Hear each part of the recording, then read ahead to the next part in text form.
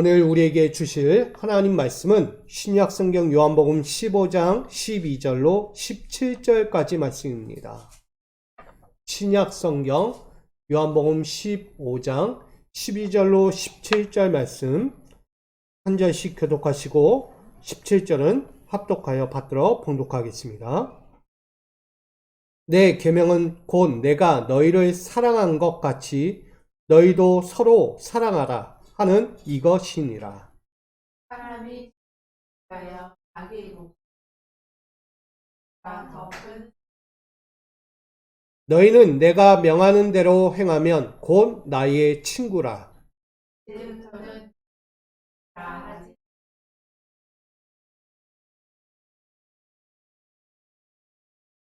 너희를 축하하여 내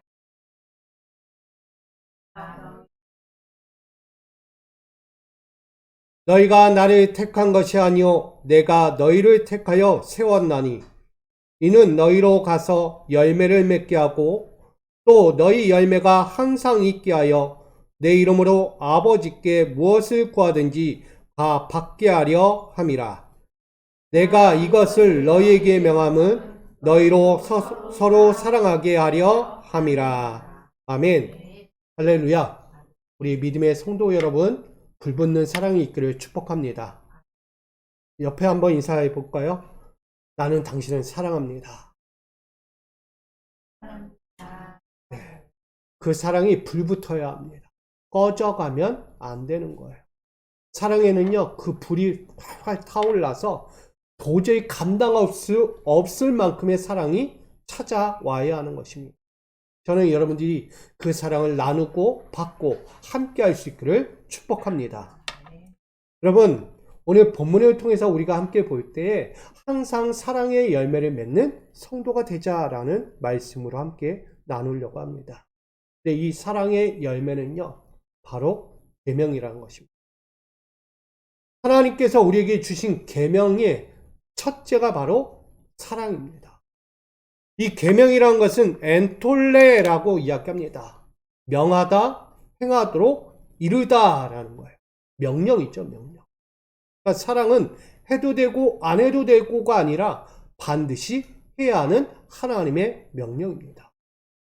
여러분, 계명이라는 것은요, 하나님에게서 온 것을 말합니다. 어디서 주어진 것이 아니고요, 하나님께로부터 온 것이 계명이에요.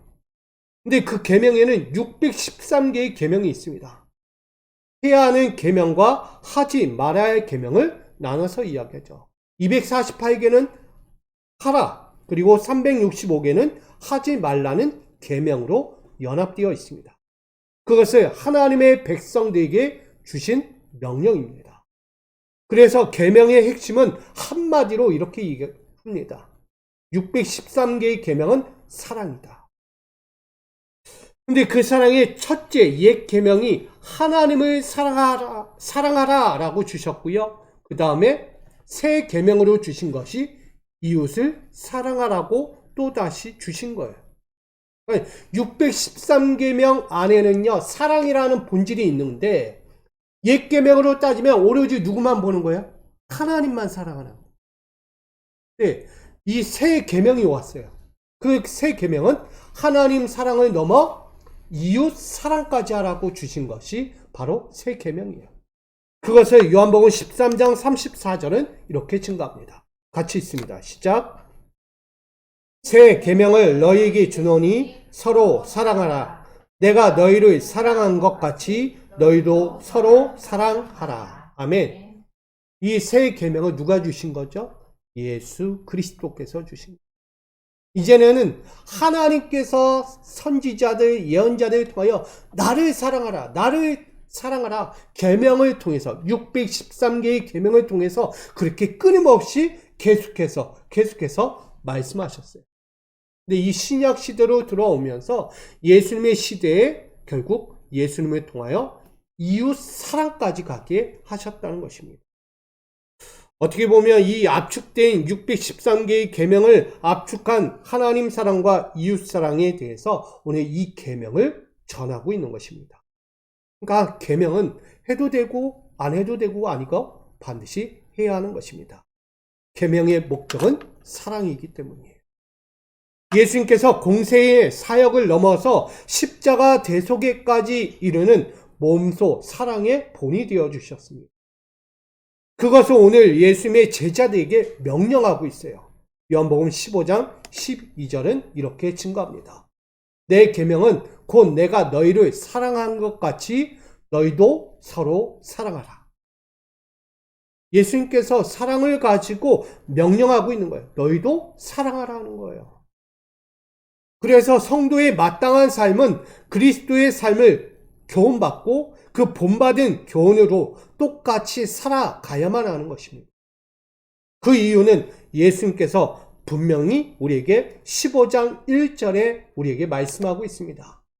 나는 참 포도나무여 내 아버지는 농부다 라고 말씀합니다. 예수님께서 사랑을 할 수밖에 없는 이유가 뭐냐? 아버지가 농부였기 때문이에요.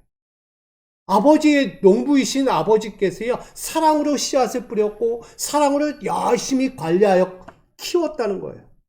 그 나무, 여러분, 나무가 열매를 맺으려면 분명한 농부의 사랑이 있어요. 우리도 꽃에게 가서 이런 시험을 했다고 많이 들었잖아요. 꽃에 가서 너 사랑해? 너 얼마나 이쁘니? 너 귀여워? 이렇게 한 달 동안 실험해 본 나무와 또 한 나무에 너는 왜 이렇게 못생겼어? 너는 왜 이렇게 나무가 푸르기만 하니?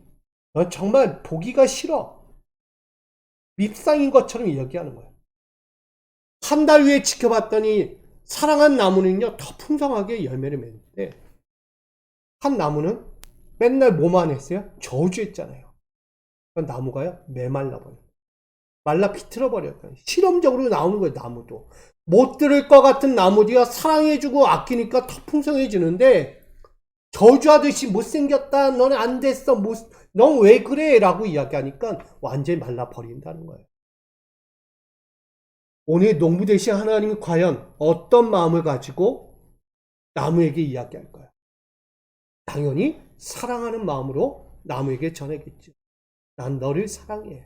나는 너를 끊임없이 바라보고 있었고 나는 너에게 물을 주고 싶어. 사랑에 물을 주고 싶고 사랑에 깊은 포옹을 해주고 싶은 따뜻한 볕을 주고 싶어. 이게 하나님의 마음과 같다는 거예요. 이것을 포도나무와 농부의 비유로 가지한 거예요. 그렇다면 이 나무에 붙어있는 가지는 누구일까요? 그럼 바로 그리스도의 성도라고 이야기합니다. 가지가요 포도나무에 붙어있지 않는다면 결코 열매를 맺을 수 없다는 얘기입니다. 왜냐하면 어떤 가지든 나무에 붙어 있어야만 하는 거예요. 만약 분리되어 있다면 생명을 공급받을 수 없기 때문이에요. 나무가 농부의 사랑을 받지 못한다면 죽는 것처럼 똑같은 거예요. 가지도 나무에 붙어 있지 않으면 생명을 공급받지 못하여 나무는 말라 비틀어지게 되는 거예요. 그러기에 반드시 연합하라고 이야기합니다. 생명의 공급을 받아서 열매를 맺는 자가 되라고 말씀하는 것이죠. 그래서 성경은 우리에게 이렇게 이야기합니다. 고린도전서 12장 27절에 보면 너희는 그리스도의 몸이요 각 지체의 각 부분이다 라고 말하고 있습니다. 이것은 우리가 잘 알고 있는 지체 한 몸에 대해서 전하고 있는 말씀이기도 하죠. 교회 안에 한 지체가 있어요. 그것은 이 지체들 한 뭉텅이로 뭐라고 이야기해요? 그리스도의 몸이다 라고 이야기합니다. 교회의 머리는 예수 그리스도라고 말씀하시면서 그 그리스도의 몸에 붙어있는 각 지체들을 성도라고 이야기하는 거예요. 그래서 그 안에서 모든 이들이 서로 융합하여서 융합적인 그 원활한 기능을 행하도록 만들어가고 있다는 거예요. 근데 그 기능을 하려면 누구에게서 공급을 받아야 되죠? 머리 대신 예수님에게서 공급을 받아야 원활한 그 지체로서의 역할을 감당할 수 있다는 거예요. 교회 안에서. 그런데 그 몸의 지체들이 각 명령과 그 수행할 수 있는 일들을 받지 않는다면 어떤 일이 벌어지겠습니까? 당연히 장애가 발생하겠죠. 문제가 발생한다는 거예요. 각 지체가 지멋대로 하는 거예요. 자기가 하고 싶은 대로. 그것은 절대 한 몸이 될 수 없어요. 분명한 장애가 발생했다라고 이야기하는 거예요. 그러니 우리는 기억해야 합니다. 왜 이 말씀을 연합하라고, 또한 왜 포도나무는 농부에게 붙어 있어야 하고 포도나무의 가지는 왜 붙어 있어야만 하고 연결되어야만 하는가를 분명히 말합니다. 그게 바로 우리에게 전하는 거예요. 왜? 우리는 가지니까요. 생명을 공급받아야 하니까. 그 공급을 받지 않으면 우리는 결코 열매를 맺을 수 없기 때문입니다. 그런 의미에서 오늘 계명이라는 것, 하나님에게서 나오는 이 계명을 내가 받아야만 하는 것입니다. 그 계명과 연결되어야만 하는 거예요. 그럴 때 우리는 이 사랑의 계명을 지킬 수 있는 거예요. 613개의 계명이 뭐라고요? 본질이 사랑이라고 얘기했잖아요. 그러면 그 계명을 받는 내가 그 계명을 지킬 때 그 사랑의 열매가 흘러가고 맺어지는 거예요. 결국 우리는 사랑의 계명을 잃어버린 한 영혼까지도 결코 놓치지 않겠다는 이 결연한 위지로서 우리에게 다가오신 예수님을 바라봐야 합니다. 그 예수님은요, 온 유대와 사마리아와 땅끝까지 찾아가는 사랑의 사역을 이루셨습니다. 그 사랑은요, 온갖 수치와 조롱과 모욕과 침뱉음과 돌맞음과 또한 채찍까지도 회피하지 않으셨어요. 뭐 하기 위해서? 사랑의 계명을 완성하기 위해서. 누군가는 이러한 상황, 무슨 수치, 조롱, 멸시, 천대 받으면 어떻게 해요? 피하기 바쁘잖아요. 근데 예수님이 그거 회피하지 않았다는 거예요. 끊임없이 그 자리에 달려가서 결국은 십자가에 달려 숨이 멎는 그 순간까지도 아버지의 사랑을 맺기를 원했다는 거예요. 어디서? 십자가에서 맺기를 원했어요. 그래서 누가복음 23장 46절에 이렇게 강조하고 있습니다. 같이 읽어볼게요. 시작. 예수께서 큰 소리로 불러 이르시되 아버지 내 영혼을 아버지 손에 부탁하나이다 하고 이 말씀을 하신 후 숨지시니라. 아멘. 열매를 맺는다는 것이요 쉽지 않았어요. 근데 예수님은요 십자가에서 자기의 숨이 멎는 그 순간까지 뭐 했다? 외쳤어요. 뭐라고 외쳐요? 아버지, 내 영혼을 아버지 손에 부탁합니다. 이 말씀은 뭐냐면 그가 지금까지 하나님의 말씀, 사랑의 말씀을 저들에게 온 유대와 사마리아 땅끝까지 전한 이 복음이 꼭 열매를 맺게 해달라. 열매가 맺혀지지 않는 그 허탈함을 내가 이 순간에 바라보지 않도록 내가 이 숨결 가운데서 꼭 볼 수 있도록 하나님 잊지 말라고 외친 거예요. 예수님의 이 숨머지는 큰 외침이 단순한 외침이 아닙니다. 꼭 기억하십시오. 분명한 것은 사랑의 외침이었다는 거예요. 저들을 사랑하니까 외친 거예요. 아버지, 아버지. 나는 죽어도 저들은 열매 맺게 해달라고. 하나님을 보고 하나님을 믿고 하나님 안에 거하는 자들 되게 해달라는 그 사랑의 외침이었다는 거예요. 그러기에 요한복음 15장 13절은 이야기하는 거예요. 사람이 친구를 위하여 자기 목숨을 버리면 이보다 더 큰 사랑이 없다라고 오늘 말씀은 증거하고 있습니다. 여러분, 이처럼 예수님께서 자신의 목숨을 버릴 만큼 사랑의 계명을 실천하신 분이에요. 그러기에 오늘 우리들도 이 사랑의 계명을 실천하며 살아갈 수 있기를 부탁드립니다. 외치셔야 돼요. 어디 가서든 외치셔야 돼요. 그가 내 사랑을 받던 아니 받던 여러분들은 외쳐야 합니다. 사랑은 해도 되고 안 해도 되고가 아니라고 얘기해서 반드시 해야 하는 거예요. 그래야 할 때 우리는 예수님의 친구가 될 수 있습니다. 나가 우리는 주인과 종의 관계가 아니라 친구의 관계가 되는 것입니다. 그래서 오늘 14절 15절에 이야기하고 있어요. 저는 이를 즉 사랑의 계명으로 엮인 친구라고 정의하고 있습니다. 사랑으로 엮인 친구예요. 누구와? 예수님과 하나님과 엮인 친구라는 거예요. 좀 더 구체적으로 말씀드리면 성경에서는 누구라고 이야기하느냐? 제자, 사도, 사명자라고 이야기해요. 예수님의 제자들에게 말씀하고 있어요. 너희도 내가 너희를 사랑한 것 같이 너희도 저 세상에 나가서 뭐하라? 사랑하라. 사랑으로 엮인 관계예요. 그가 누구다? 사도요, 제자요, 사명자라는 거예요. 그것을 요한복음 15장 16절 상반전에 이렇게 이야기합니다. 너희가 나를 택한 것이 아니오 내가 너희를 택하여 세웠나니 라고 말씀하고 있습니다. 세상에서요 특별한 자로 선택하여 부름받은 사람들이라고 말합니다. 철저한 소명의식과 그리스도의 일꾼으로 책임감과 헌신과 순종을 각오할 사람들을 말하고 있는 거예요. 또한 하나님께서 친히 살펴보셔서 특별히 많은 사람들 가운데서 자신이 세우신 계획과 목적을 이루기 위해서 구별하여 세운 사람들, 그들이 바로 제자요, 사도요, 바로 사명자라고 이야기하는 것이죠. 지금 예수님은 누구라고 이야기하는? 나의 제자들, 12제자를 말씀하고 있는 거예요. 너희는 그냥 세워진 자가 아니라 하나님의 사랑을 내가 그대로 너희에게도 나누고 있는 것이다. 그리하여 너희도 그 사랑의 제자가 되어서 세상으로 나가 온 유대와 사마리아 땅끝까지 가서 복음을 전해야 하는 것이다. 사랑을 흘려보내야 하는 것이기에 너희도 그렇게 하라는 거예요. 오늘 이 자리에 있는 여러분도 마찬가지입니다.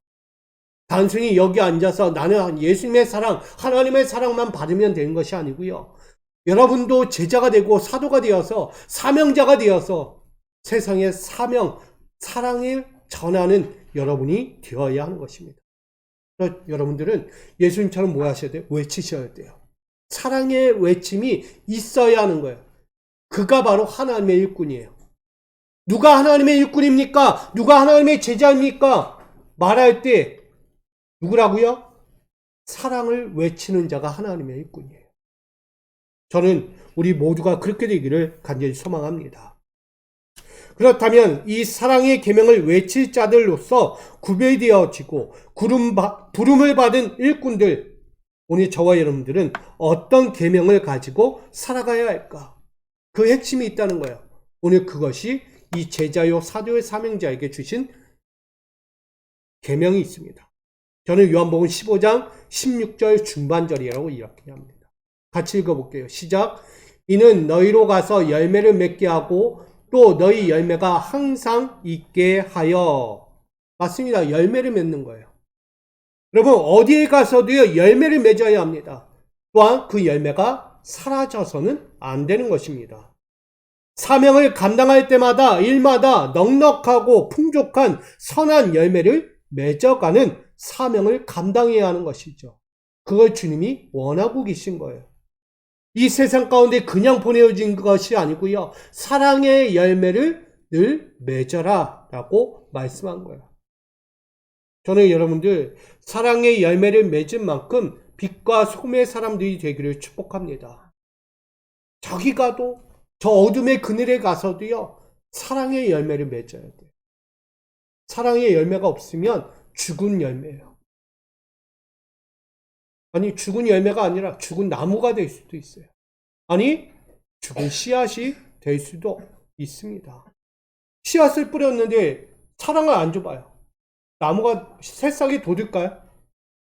사랑을 안 주면 새싹이 돋지 않습니다. 씨앗도요 사랑을 받고 자라는 거예요. 그러니까 여러분들이 사랑을 줄 수 있을 만큼 그런 믿음의 사람, 사랑으로 덧입혀진 은혜의 사람이 되기를 축복합니다. 그러기에 성도는 사랑의 큰 외침으로 구원의 복음을 필요로 하는 수많은 영혼들에게까지 가야 하는 것입니다. 그 영혼들은 누굴까요? 바로 구원의 열매라고 말하는 거예요.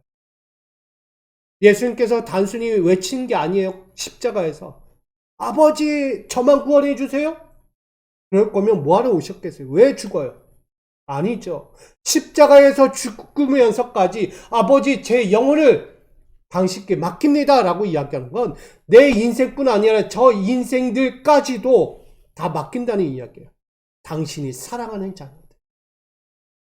그걸 외치신 거예요. 목소리, 죽는 힘, 마지막 남은 그 힘을 다해서 외치신 거예요. 그러기에 그 외침이 곧 구원의 열매로까지 이어진 것이죠. 저는 우리 모두가 그렇게 열매를 맺기를 소망합니다. 이 구원의 열매는 예수님과 전심으로 연합한 자만이 맺을 수 있는 열매겠죠. 연합된 이거 아까 포도나무가 농부랑 연계되어 있고 포도나무와 가지가 연계되어 있는 것처럼 연합되어 있는 자만이 열매를 맺는다는 거예요. 저는 그것을 이렇게 이야기합니다. 응답과 자격이다. 열매를 맺는다는 것은요, 응답을 받았다는 것이고 그 열매를 맺을 만한 자격을 얻었다는 거예요.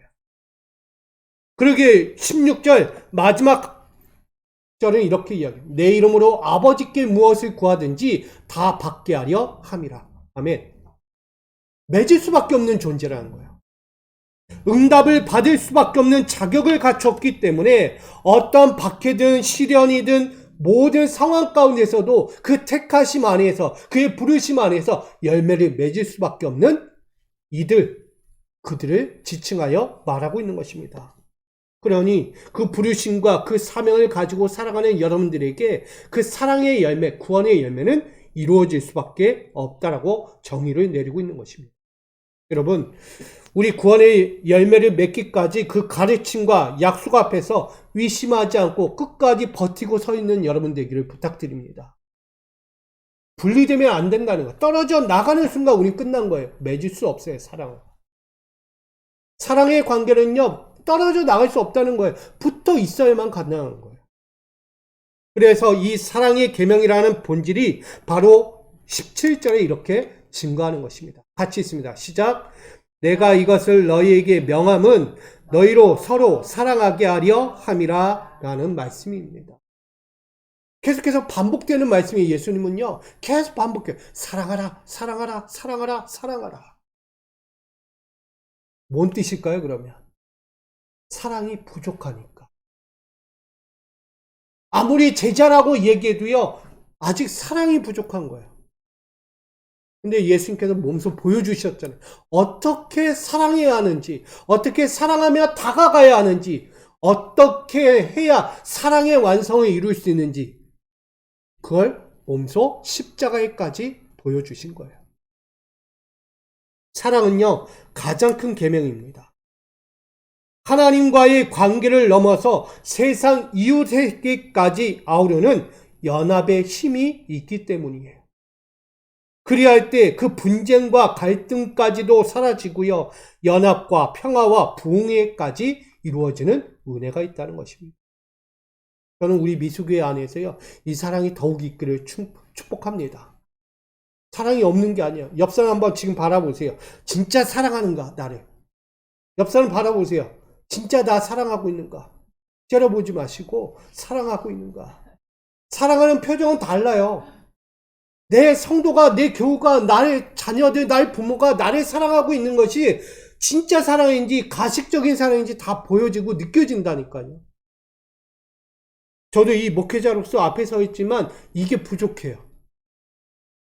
우리 많은 목회자들이 부족한 게 뭐냐면 이 강단에서는 사랑하자, 사랑합니다 라고 말하지만 실상 뭐예요? 이 강단에서 째려보잖아요. 아니 현실적으로 이야기할게요. 우리가 당신을 사랑합니다. 말씀으로 함께 연합합시다 라고 이야기하는데 이 자리에 앉아있는 여러분들이 목사님 날 사랑하지 않는 것 같아. 뭐 지적하는 말씀이 나오면 그거 나한테 하는 얘기야. 자, 사랑이 있는 거예요, 없는 거예요? 그렇게 느꼈다면 지금 이 목회자가 사랑이 없는 거예요. 맞죠? 맞는 거예요, 그게. 반대로 성도 여러분들이 목회자를 사랑하고 많은 교우들을 사랑한다면 상대가 느끼는 감정에서 사랑이라고 느껴져야 되는 거예요. 근데 저분이 날 사랑하지 않는 거예요. 날 거부하고 날 밀어내는 것 같고 날 왕따시키는 것 같고 나와 함께하지 않으려는 것 같아. 이 마음을 가졌다면 지금 뭐 하는 거예요? 사랑이 없다는 거예요. 그래서 우리가 쉽게 얘기하지 말아야 돼요. 나는 당신을 사랑합니다 라고 쉽게 얘기하면 안 되는 거예요. 여러분, 상대가 그 사랑을 받지 못하기 때문에. 받지 못했다는 건 진심이 없었다는 얘기입니다.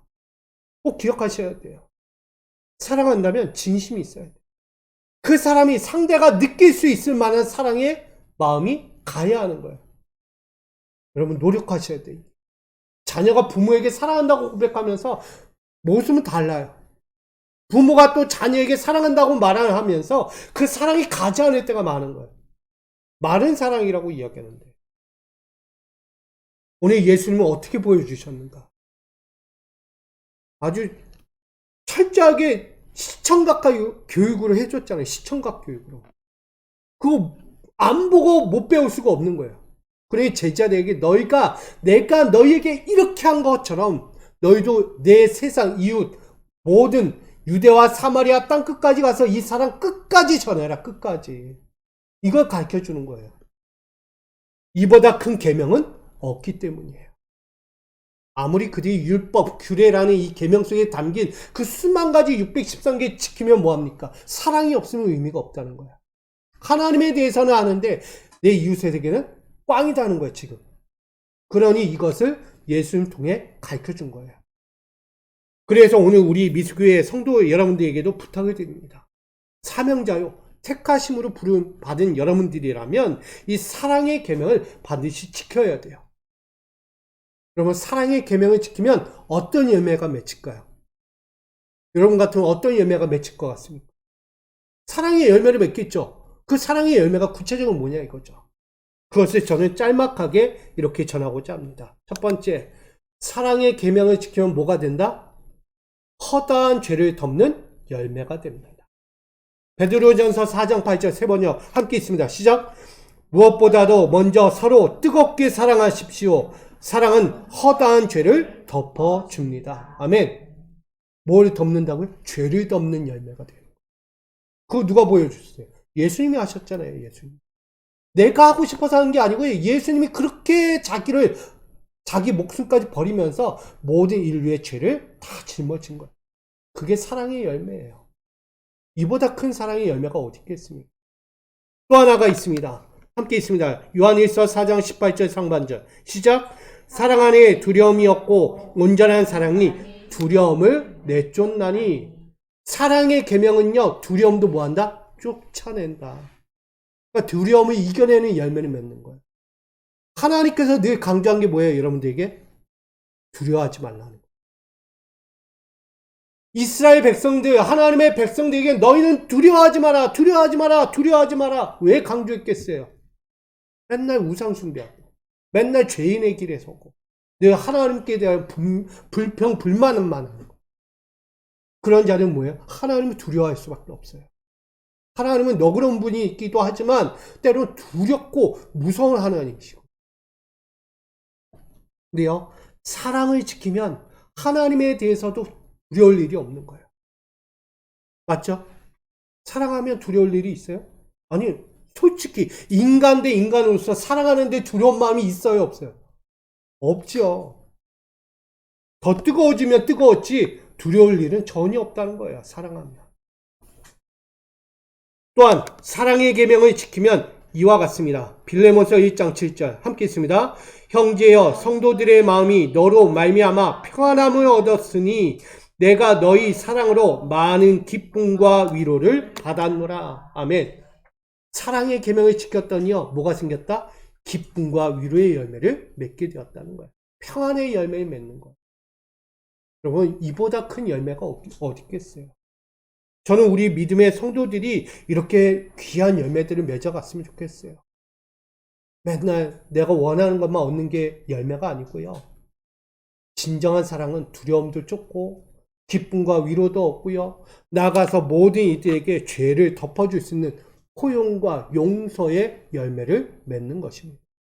그게 바로 사랑의 열매예요. 그러기에 이 최종적인 사랑의 계명을 지키면 이 최종적인 사랑의 계명을 지키면 무엇이 되는가? 우린 로마서 13장 8절은 이렇게 증거합니다. 같이 읽습니다. 시작. 피차 사랑의 빛 외에는 아무에게든지 아무 빛도 지지 말라. 남을 사랑하는 자는 율법을 다 이루었느니라. 아멘. 율법에 몇 개라고요? 613개나 돼요. 계명이. 하나님의 입에서 나온 계명이 613개인데요. 그걸 단번에 지킬 수 있는 게 뭐라고요? 사랑 하나래요. 사랑. 사랑 하나만 지켜도 율법은 완성되는 거예요. 그걸 누가 보여줘요? 예수님이 완성했잖아요. 나는 율법을 폐하러 온 것이 아니라 율법을 완성하러 왔노라. 예수님 말씀이에요. 우리가 이걸 알지 못하니까 너무 힘든 거죠. 신앙생활을 하면서 참 어려운 문제가 바로 열매 맺는 것입니다. 그 열매가 바로 사랑인데 우리가 사랑을 다시 회복할 수 있기 원합니다. 이 사랑을 위해서 고린도전서 16장 14절에 이렇게 증거해요. 너희 모든 일을 사랑으로 행하라 라는 결론을 맺고 있어요. 저는 오늘 본문이 이 말씀들 안에서 다 이루어지고 있다는 것을 보여줍니다. 예수님께서 제자들에게 명령해서 너는 이제 나가야 돼. 복음 전하라. 이 그리스도의 복음을 전할 때 무엇이 필요하냐? 사랑이 필요하다. 단순히 성경 말씀 구원을 전하는 것이 목적이 아니고요. 구원의 복음을 전하려면 사랑이 있어야 한다는 거예요. 사랑 없이 복음을 전하면 그게 사랑인지 아닌지 어떻게 알아요? 이게 구원인지 아닌지 어떻게 알아요? 이게 예수님의 말씀인지 아닌지 어떻게 아냐고요? 사랑이 없는데. 사랑이 있다면 예수님의 복음을 하나를 들고 가도요. 다 믿는 거예요. 다 믿어. 여러분 미안한 얘기지만 코딱지 하나 파서 너에게 줘도요. 뭐라고 받아요? 사랑이라고 받는 거예요. 근데 이거를 사랑 없이 주면 그건 나에게 먹인다고? 더러운 걸 이렇게 돼버린 거예요. 이해되시나요? 우리 미운 놈 떡 하나 더 준다 그러잖아요. 근데 미운 놈에게 떡을 줄까요? 안 줘요? 솔직히 미운 사람에게 떡 줘야 안 줘요? 안 줘요. 어떻게 미운 사람에게 떡을 줘요? 채찍을 주겠지. 미운 사람에게 떡을 준다는 말은 내가 미워할 수 있지만 다시 사랑하겠다는 마음이에요. 다시 사랑하겠다. 너가 나에게 미움을 줄 수밖에 없는 이지만 나는 그래도 너를 사랑해. 받던 아니 받던. 그 마음으로 주는 게 미워도 미운 사람에게 떡을 하나 더 주는 거예요. 여러분 그냥 있는 그지 뭐 그렇게 고지고대로 받지 말고요. 우리가 한 번 더 사랑할 때 이 예수님의 마음처럼 예수님의 사명처럼 예수님의 인생을 살아왔던 그 모습처럼 우리도 똑같이 사랑의 열매를 맺기 위해 헌신하고 달려가야 합니다. 여러분 다 그렇게 할 수 있어요. 그렇다고 여러분들 죽으라는 얘기는 아니에요. 지금 이 사순절의 기간 동안에 다 죽으십시오라고 얘기하지 않아요. 저는 그래서 오늘 결론을 이야기하는 거예요. 항상 사랑의 열매를 맺는 성도가 되자. 어디에서도 맺을 수밖에 없어야 돼요. 사랑은. 성 어거스틴은 사랑의 개념에 대해서 이렇게 이야기합니다. 사랑의 계명은 바로 하나님을 사랑하라 그리고 하고 싶은 대로 하라라는 이 요한일서 강론을 통해서 그가 전했어요. 사랑의 계명 한번 잘 읽어보세요. 하나님을 사랑하라 그리고 하고 싶은 대로 하라. 어떤 이야기일까요? 내가 사랑하니까 마음대로 살아도 된다? 그 뜻일까요? 아니에요. 하나님을 사랑하게 되면 내 마음대로 움직일 수가 없어요. 하나님을 사랑하는 자는 내 안에 그가 와 계시기 때문에. 그래서 내 마음을 조종하시는 거예요. 하나님께서 내 마음을 조종하세요. 이게 사랑이고 이건 사랑이 아니야. 조종하신다는 거야. 내가 어떤 마음대로 살아가도요. 하나님은 그 마음을 바꿔버리신다는 거야. 자기 뜻대로. 사랑하니까 하나님을. 근데 하나님을 사랑하지 않는 자는요. 내 마음대로 하니까 내 마음대로 진짜 가는 거예요. 그게 죄인의 길이 돼요. 성 어거스틴은요. 그걸 이야기하는 거예요. 너가 진짜 하나님을 사랑하냐? 그럼 너 마음대로 해도 돼. 왜? 네 안에 성령이 내주하고 성령의 뜻대로 갈 수밖에 없고 뭘 말해도 뭘 행동해도 성령이 원하시는 대로 갈 수밖에 없고 말할 수밖에 없다는 거예요. 그걸 말하고 있는 것입니다. 한마디로 하나님께 사로잡힌 자다. 이렇게 이야기하는 것입니다. 저는 우리 모든 성도님들이 그렇게 살아가기를 원합니다. 하나님께 사로잡힌 자는요. 하나님의 사랑의 리스트 안에서 살아가게요. 하나님의 계획 다 세요. 어떤 철저한 스케줄 가운데요. 하나님께서 그 가운데 여러분들이 세워주시는 거예요. 사랑할 수밖에 가게 하는 거예요. 그래서 오늘 여러분과 저는요. 결론이 이거예요. 지금부터 여러분 신앙의 자리에서 혹여라도 내가 연약할 수도 있어요. 부족할 수도 있고요. 내 멋대로 살아갈 수도 있는 마음들이 여전히 튀어나올 수 있어요. 그럴 때 다시 한번 하나님 사랑을 기억하십시오. 예수님의 십자가 사랑을 기억하십시오. 그 사랑 앞에 우리 끝없이 믿음을 놓지 마십시오. 그리고 변함없는 친구처럼 우정을 놓지 마십시오. 그렇게 살아가게 되면 진정한 예수의 친구가 될 수 있고요. 그것 또한 넘어서 우린 세상의 외로움을 갖고 살아가는 영혼들까지도 진정한 사랑과 그 은혜의 관계 안으로 그들을 인도할 수 있는 영적인 사람이 되는 거예요. 그게 뭐다? 열매다는 거예요. 여러분 항상 열매를 맺을 수밖에 없는 그 사랑의 열매를 맺을 수밖에 없는 우리 성도들로 살아가는 이 한 주간 여러분의 거룩한 은혜의 자리가 되기를 주님의 이름으로 축복합니다. 우리 이렇게 인사하겠습니다. 나는 사랑의 열매를 맺습니다. 사랑의 열, 나는 사랑의 열매를 맺을 수밖에 없습니다. 사랑의 아멘. 하나님이 나를 사랑하시니까 나도 하나님을 사랑하니까 나는 하나님의 사랑에서 떠날 수 없는 자니까. 난 철저한 존재예요. 해도 되고 안 해도 되고가 아니고 나는 할 수밖에 없는 존재예요. 사랑을. 여러분 꼭 기억하시기 바랍니다. 하나님, 우리 사랑할 수밖에 없는 존재로 만들어주시고 이 세상에서 하나님의 세워진 그 계획과 뜻과 목적을 위해서 사랑의 복음을 들고 세상 앞에 서게 하신 은혜 감사합니다. 오늘도 그 사랑의 열매를 위해, 구원의 열매를 위해 오늘도 사랑받지 못하는 그들의 세상을 향하여 오늘도 나아가고자 하오니 사랑받은 자들이 오늘도 나아갈 때에 그 사랑의 열매, 구원의 열매를 마음껏 맺어가는 우리 믿음의 미수구의 성도들 되게 하여 주시옵소서. 예수 그리스도의 이름으로 기도합니다. 아멘.